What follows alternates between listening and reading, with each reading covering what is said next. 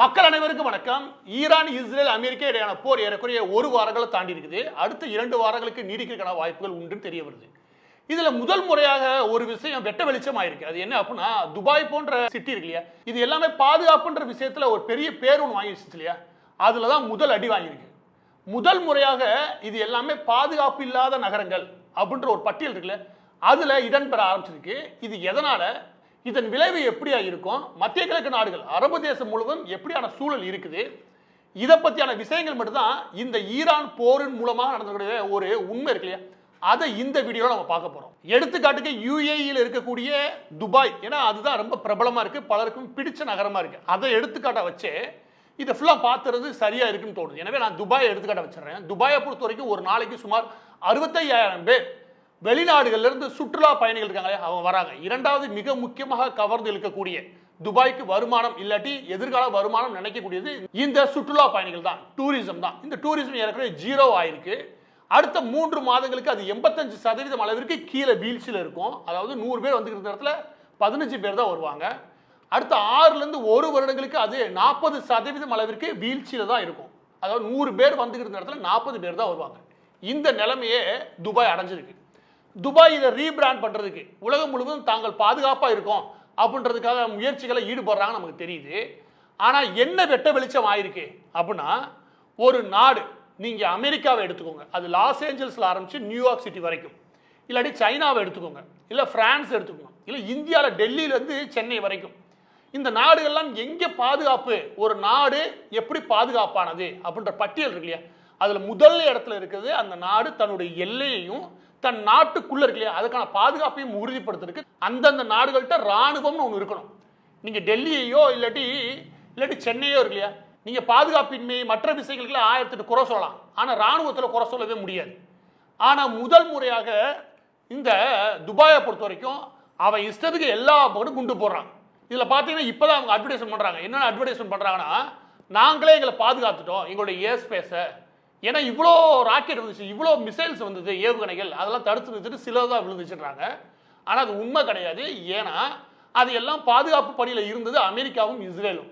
எனவே இவங்க பாதுகாப்புன்னு ஒன்று இல்லையா, அது கிடையவே கிடையாது. ஏற்கனவே அரபு தேசங்கள் முழுவதும் இந்த நிலைமை இருக்குது. துபாய் ஒரு எடுத்துக்காட்டு. இதில் எப்படியான வீழ்ச்சிகளை துபாய் சந்திக்கும், துபாய் மட்டும் கிடையாது மொத்த அரபு தேசங்களும் எப்படியான பிரச்சனைகளை எதிர்கொள்றாங்க, துபாய் முக்கியமாக பார்க்க வேண்டியிருக்கு. இதை மேற்கொண்டு பார்க்கறதுக்கு முன்னாடி, இப்படியான குழப்பமான சூழல் உலகம் முழுவதும் சந்திக்கும் போது, இல்லாட்டி ரொம்ப கான்ஃபிளிக்ட் உருவாகும் போது, வார் வரும்போது, இந்த நேரங்கள்லாம் வரக்கூடிய மிக முக்கியமான டவுட் என்ன அப்படின்னா, எதில் இன்வெஸ்ட்மெண்ட் பண்றது. இந்த பிரச்சனை நீங்க கவனிச்சீங்கன்னு வச்சுக்கோங்க, நிஃப்டி 50 இப்படியான காலகட்டத்தில் வீழ்ச்சியை சந்திச்சாலுமே வேகமாக அதனால ரெக்கவரி ஆக முடியும். அதன் மூலமாக ஒரு நல்ல ரிட்டர்னை அதனால கொடுக்க முடிஞ்சது. உங்களுக்கு ஒருவேளை இந்த மாதிரியான இன்வெஸ்ட்மெண்ட்ல ஒரு பயம் இருக்குது அப்படின்னா, இங்க ஒரு கேபிட்டல் கேரண்டி தேவை அப்படின்னு நீங்க நினைக்கிறீங்கன்னா, HDFC லைஃப் அவங்க ஒரு புதிதாக ஒரு NFO ஒன்று அறிவிக்கிறாங்க. அந்த NFO பேர் India sector leaders opportunities fund. இதை பொறுத்த வரைக்கும், இந்த NFO பொறுத்த வரைக்கும், இவங்க செக்டார் வைஸா இருக்கக்கூடிய பிக் பிளேயர்ஸ் இருப்பாங்க, அதுல பெஸ்ட் பெர்ஃபார்மன்ஸ் இருக்கு இல்லையா, இவங்களை பார்த்து இவங்க இன்வெஸ்ட்மெண்ட் பண்ண ஆரம்பிக்கிறாங்க. இதை பற்றியான மேலும் விவரங்கள் தெரிஞ்சிருக்கு, வீடியோட டிஸ்கிரிப்ஷன் லிங்க் இருக்குது, அதை ஃபாலோ பண்ணி தெரிஞ்சுக்கோங்க. இதோட கடைசி தேதி மார்ச் 16. அதில் உங்களுடைய தாய்மொழியிலே தெரிஞ்சுக்கிறதுனா அதிலே நீங்கள் ரைஸ் பண்ண முடியும். ஒருவேளை ஒரு ஏஜென்ட் உங்கள் வீட்டுக்கு வந்து தெளிவுபடுத்தணும் விஷயத்தை அப்படின்னா, அதுக்கும் நீங்கள் ரைஸ் பண்ண முடியும். இதற்கு முன்பு இதே மாதிரி HDFC லைஃப் இன்சூரன்ஸ் கம்பெனி இதுக்கு முன்னாடி அறிவிச்ச டிஸ்கவரி ஃபண்ட், இதோட டெலிவரியில் கடந்த 7 வருடங்களில் சுமார் 23.1% அளவிற்கு இதனுடைய ரிட்டர்ன் இருந்திருக்கு. இதோட NAV 10 ரூபாயிலிருந்து ஆரம்பிக்கிறது. அதுல இருந்து எவ்வளவு ரூபாய் வேணாலும் நீங்க இன்வெஸ்ட் பண்ணலாம். இது மிக முக்கியமானது, நீங்க மாதம் கட்டக்கூடிய பிரீமியம் அமௌண்ட் இருக்குல்ல, அதுல இருந்து 120 மடங்குக்கு உங்களுக்கு லைஃப் கவரேஜும் உண்டு. இதுல நீங்க இன்வெஸ்ட்மெண்ட் பண்ணக்கூடிய ஆண்டுக்கு 2.5 லட்சம் வரைக்குமான அந்த இன்வெஸ்ட்மெண்ட்ல கிடைக்கக்கூடிய ரிட்டனுக்கு டாக்ஸ் ஃப்ரீயும் உண்டு. NRI பொறுத்த வரைக்கும் சுமார் 18,000 ரூபாய் மாதம் இன்வெஸ்ட்மெண்ட் பண்றது மூலமா சுமார் 2 கோடி ரூபாய் வரைக்கும் ரிட்டர்ன் எடுக்க முடியும். இதுல மிக முக்கியமானது 5 வருஷத்துக்கு லாக்இன் பீரியட் ஒன்று இருக்குது. எனவே அதற்கேத்தாப்புல உங்களுடைய ஃபைனான்சியல் பிளானை ரெடி பண்ணிக்கும். இதோட கடைசி தேதி மார்ச் 16. இதை பற்றின மேலும் விவரங்கள் தெரிஞ்சுக்கிறது வீடியோட டிஸ்கிரிப்ஷன் லிங்க் இருக்குது, அதை ஃபாலோ பண்ணி தெரிஞ்சுக்கோங்க. QR கோட் இருக்குது, அதையும் ஃபாலோ பண்ணி. அதற்கடுத்து மிக முக்கியமானது எக்கனாமிக்கல் செக்யூரிட்டி. அது உள்ள போக உங்களுக்கு தெரியும். Cyber security and digital infrastructure, இதுவும் மற்ற நாடுகள் நம்பிதான் இருக்காங்க, இவங்களே ஓனா டெவலப் பண்றது கிடையாது. இதுவும் பிரச்சனை. இன்டெலிஜென்ஸ் இன்புட்னு ஒன்று இருக்கா, இந்த நாட்டுக்கு என்ன மாதிரி ஆபத்து வரும், யார் நம்ம எதிரி, யார் யார் நமக்கு எதிராக சதி திட்டம் தீட்டுறாங்க, என்ன மாதிரி விஷயங்களுக்கு நம்ம தயாராகணும், இந்த மாதிரி இன்டெலிஜென்ஸ் ரிப்போர்ட் இருக்கா, அதுவும் கிடையாது. அதுவும் அமெரிக்காவோ பிரான்ஸோ மற்ற நாடுகள் கொடுத்தாதான் நான் வாங்கிக்குவேன் அப்படி இருக்குது. கிரிட்டிக்கல் இன்ஃப்ராஸ்ட்ரக்சர்ஸ் ஒன்று இருக்குது. அதாவது நம்ம ஊரில் அணுமின் நிலையங்கள் ஆரம்பிச்சு ரயில்வே ஸ்டேஷன்ல வந்து ஏர்போர்ட் வரைக்கும் உடனடி பாதுகாப்பு, ஏதாவது பிரச்சனை வச்சா உடனடி பாதுகாப்பு ஆரம்பிப்பாங்க. சுதந்திர தினம் இல்லாட்டி குடியரசு தினம் இருக்குல்ல, இந்த நாட்களை தீவிரப்படுத்துவாங்க வச்சுக்கோங்க. இதெல்லாம் கிரிட்டிக்கல் இன்ஃப்ராஸ்ட்ரக்சர்ஸ் இருக்கக்கூடிய முக்கியம். இதெல்லாம் கிரிட்டிக்கல் இன்ஃப்ராஸ்ட்ரக்சர்ஸ், அதாவது நாட்டுடைய முக்கியமான கட்டமைப்பு. இதை பாதுகாக்கிறதுக்கு ஏதாவது நீ வச்சிருக்கியானா அதுவும் கிடையாது. அவன் வாரில் புகுந்து ஏவுகணைகளை எதில் போடுறான், கச்சா எண்ணெய் சுத்திகரிப்பு ஆளில் தூக்கி போடுறான். 2 ஏவுகணை தலையிலே விழுகுது. அப்போ அதையும் நீ பாதுகாக்கலைன்னா அதை பாதுகாக்கிறதுக்கும் அமெரிக்கா வரணும். புஜ் கலீஃபா இருக்குது, அதை பாதுகாக்க, அந்த கட்டடத்தை பாதுகாக்கிறதுக்கே அங்கே அமெரிக்கா ஸ்பெஷலாக நிற்க வேண்டியிருக்கு. அப்போ நீ எதையுமே பாதுகாக்கலை, அப்போ பாதுகாப்பு இல்லாமல் வெட்ட வெளிச்சமாக நின்றுருக்க அப்படின்ற மிகப்பெரிய உண்மை முதல் முறையாக வெட்ட வெளிச்சமாயிருக்கு இந்த ஈரான் போர் மூலமாக. இதில் எப்படியான பிரச்சனைகளை துபாய் அடுத்தடுத்து சந்திக்கும், இதை வச்சு நீங்கள் எல்லாத்தையும் மெஷர் பண்ணிடலாம். துபாய் தான் ஃபர்ஸ்ட் சந்திக்கும். அது என்ன அப்படின்னா டூரிசம் ஃபர்ஸ்ட் அடி வாங்குது. டூரிசம் அடி வாங்குது இல்லையா, அதை தொட்டு அடுத்து வாங்க போகிறது இன்வெஸ்டர்ஸ் வித்ரா ஆரம்பிப்பாங்க. ஏன்னா பாதுகாப்பு இல்லாத நகரம்ன்றதை முதல் முறையாக உணர ஆரம்பிச்சிட்டாங்க. எனவே முதலீட்டாளர் இருக்காங்க பின்வாங்க ஆரம்பிப்பாங்க. முதலீட்டாளர்கள் பின்வாங்க ஆரம்பிச்சா வச்சுக்கோங்க, ரியல் எஸ்டேட் அடி வாங்கும். ரியல் எஸ்டேட் 20% 40% அளவிற்கு அடுத்த ஒரு வருஷத்துல வீழ்ச்சி அடைகிறதுக்கான வாய்ப்புகள் உண்டு. அப்படி வீழ்ச்சி அடைச்சுன்னா லோன் எல்லாம் பேட் லோனாக மாறும். இது பேங்க் இருக்குல்ல, பேங்க் எல்லாம் பிரச்சனையை சந்திக்கும். பேங்க் எல்லாம் பிரச்சனை ஒருபடி சந்திக்குன்னா ஏவியேஷன் இருக்குல்ல, விமான போக்குவரத்து, அது அவங்களுக்கு மிக முக்கியமானது. அதுவும் சும்மா 40% 50% வரைக்கும் அடி வாங்கும். இதெல்லாம் அடி வாங்குச்சுன்னா அங்கே இருக்கிறது அந்த நாட்டை தாங்கி பிடிக்கிறது லேபர்ஸ். அதாவது அந்த நாள் அழகழகாக கட்டடம் இருக்கலாம், அதை கட்டி அமைச்ச ஃபுல்லாமே லேபர், அதாவது அங்கே பணியாளர்கள். அவங்களுக்கு வேலை வாய்ப்பின்மை ஆச்சுன்னா அவங்க ரிட்டர்ன் ஆக ஆரம்பிப்பாங்க. அவங்க ரிட்டர்ன் ஆகிட்டானா துபாயே கிடையாது. ஏன் அப்படின்னா மீண்டும் அவங்கள உள்ளே கொண்டு வரது இல்லையா, அவ்வளோ எளிமையான விஷயம் கிடையாது. சும்மா 15 வருஷத்துக்கு மேலாக மெல்ல மெல்ல இந்த எம்ப்ளாய்மெண்ட்டை உருவாயிருக்கு. எனவே இவங்க ஒன்ஸ் வெளியேறி வேற போய்ட்டு வேலைக்கு போயிட்டாங்கன்னா திரும்ப அந்த வாய்ப்புகள் உருவாக்குறது இல்லையா, அவ்வளோ எளிமையான விஷயம் கிடையாது. கிராஜுவலாக தான் முன்னேற்ற முடியும். எனவே இது எல்லாமே இந்த ஈரான் போரின் மூலமாக துபாய் எதிர்கொள்ளக்கூடிய மிக முக்கியமான பிரச்சனைகள் அடுத்து 8 to 10 மாசத்துக்கு. இதுல எல்லாரும் என்ன சொல்றாங்க அப்படின்னா கச்சா எண்ணெய் இருக்குங்க, என்ன இருக்கு அதனால கட்டி தள்ளுறானுங்க. உண்மை அது கிடையாது. நான் திரும்ப சொல்றேன், துபாயை பற்றியான உண்மையான கதை என்னன்னா கச்சா எண்ணெயின் மூலமாக அவங்க வளரவே கிடையாது. அவங்க கச்சா எண்ணெயின் மூலமாக வருமானம் வருது இல்லை நான் சொல்றேன். ஆனால் வளர்றதுக்கு காரணமே உலகம் முழுவதுமாக இல்லீகலா மணி இருக்கு இல்லையா, தவறாக சம்பாதிக்கக்கூடிய பணங்கள் இருக்கு இல்லையா, அந்த பணத்தை ஃபுல்லாக மணி லாண்டரிங் பண்ணுறதுக்கு அந்த இடத்த அடுத்து 15 வருஷமா கடந்த 15 வருஷமா பெரிய ஹப்பாக மாற்றிட்டாங்க. இதனால தான் அந்த ஊர் வளருதே தவிர வேற எதுவுமே கிடையாது. 2008 ஒரு உண்மையை சொல்லிட்டு உள்ள போறேன், அப்பதான் உங்களுக்கு சில திடுக்கிடும் விஷயங்களே புரியும். 2008 இந்த துபாயே திவால் நிலைமைக்கு போச்சு. ஏறக்குறைய 80 to 100 பில்லியன் அமெரிக்கன் டாலர் கடன் ஆயிடுச்சு. ஏறக்குறைய 10 லட்சம் கோடிக்கு மேலே. அது திரும்ப கட்ட முடியாத நிலைமைக்கு போகும்போது அப்போதான் இந்த புஜ் கலிஃபாவா அதெல்லாம் கட்டிக்கிறான்னு வச்சுக்கோங்க. அந்த புஜ் கலிஃபா வந்து துபாயா இருந்துச்சு. அது புஜ் கலிஃபாவை ஏன் மாறுது அப்படின்னா அபுதாபியை சேர்ந்த ஷேக் கலிஃபா இருக்கார் இல்லையா, அவர் காசு கொடுத்தாரு ஒரு 30 பில்லியன் வரைக்கும். அவங்க கடனாக நிற்கிறாங்கன்றக்காண்டி. அதனால தான் அந்த கட்டடத்துக்கு புஜ் கலிஃபான்னு பேர் வச்சாங்க, அவரோட பேரே வச்சான்னு வச்சுக்கோங்க.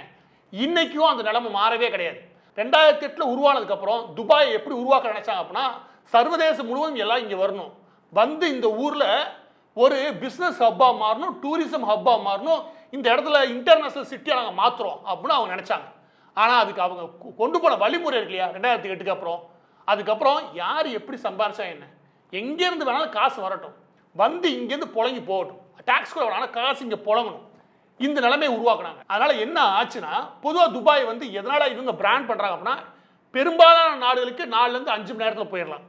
ஃப்ரீ ஜோன் இருக்குது, கார்பரேட் டாக்ஸே கிடையாது, இம்போர்ட் எக்ஸ்போர்ட் டியூட்டியே கிடையாது, நீ இறக்குமதி ஏற்றுமதிக்கு வரியே கிடையாது. அப்படி அதனால பிஸ்னஸ் பண்றது ஈஸிங்க அப்படின்ட்டாங்க. அதுக்கடுத்து பர்சனல் இன்கம் டாக்ஸே கிடையாது, தனிப்பட்ட நபர்களுக்கு வருமான வரியே கிடையாது, நீ சம்பாரிச்ச நீயே வச்சுக்கோ. சரி, அதுக்கடுத்து டூரிசம், உலகம் முழுவதும் டூரிசம் அப்படியே விரும்புறாங்க இந்த நாட்டை அப்படின்ற இந்த பிராண்டெல்லாம் அவங்க பண்ணதுன்னு வச்சுக்கோங்க. ஆனா நீ யதார்த்தமான உண்மையை ஆய்வு பண்ணணும்னு வச்சுக்கோ. ஒரு எடுத்துக்காட்டு சொல்லுங்க, இந்த பர்சனல் இன்கம் டாக்ஸ் இருக்குல்ல, இதெல்லாம் பெரிய காமெடி. ஏன்னா பர்சனல் இன்கம் டாக்ஸ் இல்லை, தனிப்பட்ட நபர்களுக்கு வரி இல்லைன்னு வச்சுக்கோங்க. ஆனால் எலக்ட்ரிசிட்டி பில்லு 30,000 ரூபா வரும், இங்கே 5,000 வர இடத்துல 30,000 அங்கே வரும். இங்கே உணவு சம்மந்தப்பட்ட விஷயம் இருக்கு இல்லையா, அந்த உணவு செலவு இருக்கு இல்லையா, இங்கே விட இங்கே 40% கூட. இப்படி ஒவ்வொன்றும் பார்த்தீங்கன்னு வச்சுக்கோங்க, நீங்கள் 2 லட்சம் சம்பாரிச்சு 2 லட்சம் செலவு பண்ணுற நிலைமையில இருக்கும். அப்படி ஒரு கட்டமைப்பு வச்சுக்கிட்டு ஆனால் எப்படியான தோற்றத்தை உருவாக்குனாங்க அவங்க அப்படின்னா இங்கே வருமான வரியே இல்லை, அந்த ஒரு கவர்ச்சியை உருவாக்குறது.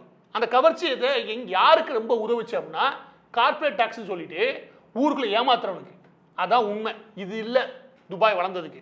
எது நான் சொல்றேன், ஃபைனான்சியல் ஆக்ஷன் டாக்ஸ் ஃபோர்ஸ் ஒன்று இருக்குது, அதாவது FATFன்னு. இது 2022-23 ஒரு அறிக்கை ஒன்று கொடுத்தாங்க. அதில் என்ன சொன்னாங்க அப்படின்னா ஆப்பிரிக்காவில் கொள்ளையடிக்கிறவன், டைமண்ட் கொள்ளையடிக்கிறவன், இந்த போட்டு இந்தியாவில் பல ஆயிரம் கோடிகளை மக்கள்கிட்ட சுருட்டுற அரசியல்வாதி இவங்க எல்லா பேருமே காசை எங்கே கொண்டு போறாங்கன்னா துபாய் தான் கொண்டு போறாங்க. இப்போ ரீசெண்டாக கூட துபாய்க்கு ஸ்டாலின் போயிட்டு இருந்தாரு, அவர் மகன் அடிக்கடி போயிட்டு வருவார், அவரோட பினாமியில் அடிக்கடி போயிட்டு வருவாங்க. இதுக்காக தான் போனாங்கன்னா தெரியாது, ஆனால் இதுக்கு தான் போகிறதுக்கு வாய்ப்பு அதிகம்.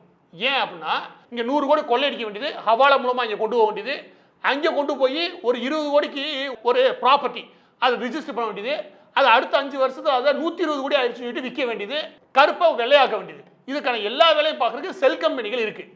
என்ன இது வசதி அப்படின்னா இது எதுக்குமே டாக்ஸ் கிடையாதுல்ல. அப்போ கார்பரேட் டாக்ஸ் ஃப்ரீன்ற பேரில் இவங்க எங்கேருந்து வேணாலும் இந்த நாடு எப்படி வருமானம் வருது, எந்த சோர்ஸ் மூலம் வருமானம் வருது, அந்த வருமானம் லீகலானதை இது எதையும் பார்க்கறதே கிடையாது. எங்கிட்ட வேணாலும் காசை கொண்டு வா அப்படின்ட்டாங்களே.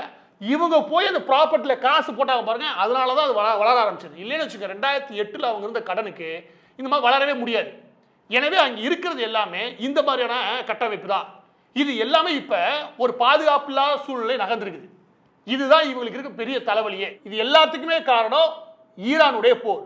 ஈரானுடைய போர் முடிஞ்சதுக்கு அப்புறம் துபாய் நல்ல நிலைமைக்கு வந்துரும்ல அப்படின்னு சில பேர் பேசியிருக்காங்க. ஈரானுடைய போர் ஒரு முக்கியமான விஷயத்தை தெளிவுபடுத்தியிருக்காது. என்ன அப்படின்னா ஈரான் வெளிப்படையாகவே எல்லா தரப்புலையும் ஒரு விஷயத்தை ரிஜிஸ்டர் பண்ணியிருக்காங்க, முக்கியமாக இஸ்லாமிய மக்கள் பக்கத்திலையும், அதுக்கப்புறம் அடிப்படைவாத அமைப்புகள் முதல். அது என்ன அப்படின்னா இந்த அரபு தேசங்களை மிகப்பெரிய துரோகிகள் அப்படின்ற விஷயத்தை பதிய வச்சிருக்கான். இது நீண்ட கால பிரச்சனையே. இது வேணும் ஒரு 3 மாசத்துல 4 மாசத்துல முடிய போற பிரச்சனை கிடையாது.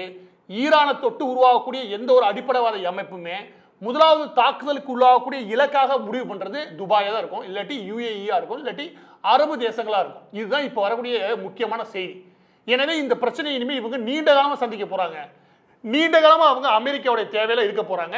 அமெரிக்கா இருந்தால் தான் பாதுகாப்பு, அமெரிக்கா கிளம்பினா நமக்கு பாதுகாப்பே இல்லை அப்படின்ற நிலைமையை அமெரிக்கா உருவாக்கிட்டா இதுக்கப்புறம் சும்மாவே அடிமையாவே இருப்பாங்க. அமெரிக்காவுக்கு நீண்ட கால அடிமையாவே மாறிடுவாங்க. இந்த நிலைமையில அங்கே வரக்கூடிய மணி லாண்டரிங் இருக்குல்ல, அதையும் அமெரிக்கா கண்டிப்பாக ஓப்பன் பிடிச்சிருவாங்க. எனவே இந்த சிட்டிக்கு எப்படி பார்த்தாலும் பிரச்சனை இருக்கு. எனவே பதிவோட இறுதியாக இந்த வீடியோவில் எதை தெளிவுபடுத்த விரும்புகிறோம் அப்படின்னா அங்கே ரியல் எஸ்டேட்ல அது இது சொல்றாங்களே அது எல்லாமே ஒரு மாயை.